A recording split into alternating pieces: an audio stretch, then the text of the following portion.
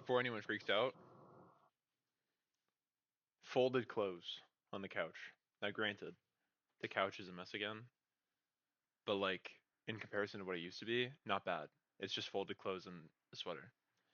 I'm in a onesie today.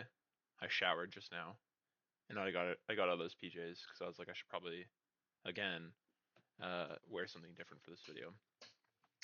A lot of people have been commenting and subscribing too. Um, Thank you for everyone who does that. It's been strange because I think in these videos I'm being as honest as ever because I don't expect anyone to ever watch them.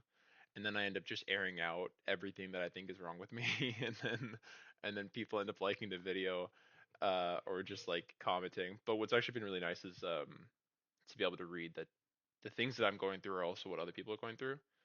And I mean, I really don't care about being like completely honest and just being transparent about things because like if it helps other people, that's cool. But if not, it also just helps me at the end of the day.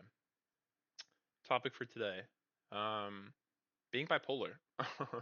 So I've always kind of had depression and anxiety, and I think that I've always looked to treat that. But for some reason, I would say probably with the start of my mom passing is when this era of me being bipolar kind of started to become more of a trend.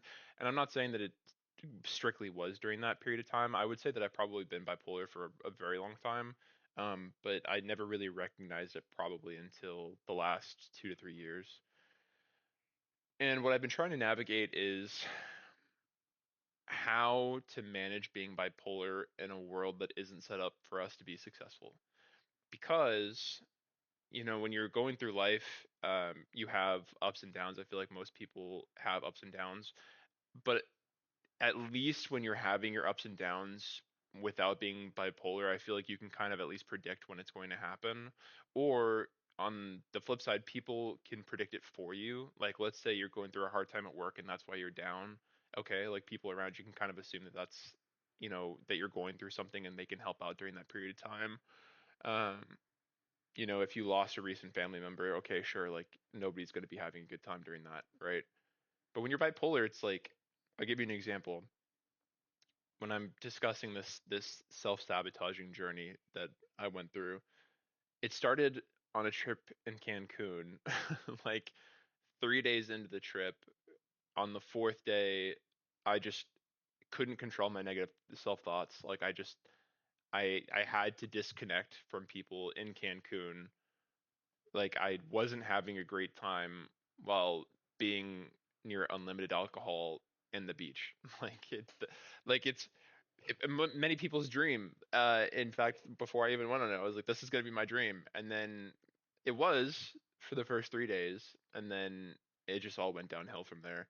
And I think that's why it's really, really jarring for people, especially people who aren't like super well versed in mental health. I think it's why it's really jarring for them to be like, oh shit, like somehow you're just like going through a really tough time in a place where it should be really impossible for you to be having a tough time. And I bring up that example because I think that if I were to look at any of the opportunities that I've had to self-sabotage my life with people and that I have taken, even though I didn't want to, I have taken, it all kind of stems from that too, where I think the reason why it's so easy to self-sabotage or the reason why I self-sabotage or why it's so easy or whatever is like you can be having the greatest time and the people around you can think that you're having the greatest time and then the next split second you hate yourself, you think everyone hates you, and you want to die. Like, and I laugh about it, but it's like that's really what happens. And so what I'm trying to navigate is how do I control that? Let's say I were to try and fix that moving forward, right? If I feel those that type of way again, like let's say I were to go back to Cancun, if I feel that way again, I'm trying to even think like I'm trying to say would I just ignore it because I don't like I was it's not like I was trying to it's not like I was trying to be negative on a Cancun trip like that I don't think anybody would ever do that. so it's hard for me to be like, oh well, should I just try not to be?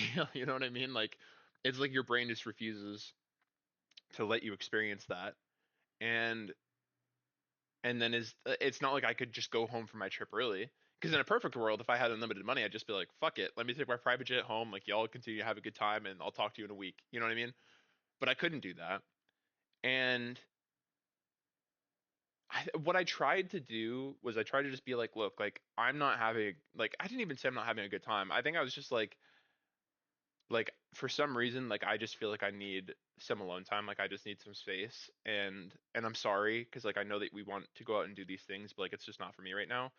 And again, because we're not really set up to be successful, doing that already is a form of self-sabotage for a lot of people because they're like, "Oh, you're asking for time alone, but we're supposed to be on this vacation together." And I'm like, "Well, shit, you're right."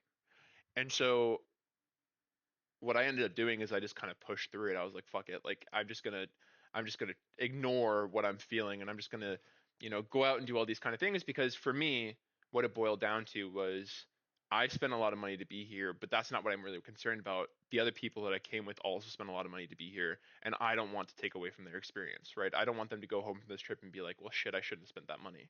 And so I tried. I really did lock in, and it took a couple shots of Patron, and I ignored everything that I was feeling. And then as soon as I got home, not even that, it was like at the airport when I was heading home, I every self-negative thought that I had had 2 days prior to that came back and then came back 10 times stronger. And then the form of self-sabotage that I did was probably worse than what I would have done if I would have just let myself express what I was feeling in the beginning. I'm not making this video to have a solution. I really feel bad if people come to these videos and they're like, great, like the title is bipolar and negative self thoughts, and I'm going to be taught how to get over it. Nope, not the channel. Not to say that I'm not trying, but I'm just saying that I feel like eventually, as I talk things out, I'm going to be able to learn how to control these things better. And all I'm doing right now is just airing out the things that I'm feeling, and that's my thoughts for today. Um, Shout out to Fire Princess. I think that was what your name was, and if Fire Queen, Ice Queen, something like that. So sorry. You're right. I should not get a dog or an animal until I move into my new apartment. So I'm going to do that. I'm going to wait until I know exactly where I'm going to be first, and I'm going to then follow up with another video about what I'm looking to do at that point. But I feel like during this period of time, moving and being depressed, and why bring an animal into that? So I'm not going to.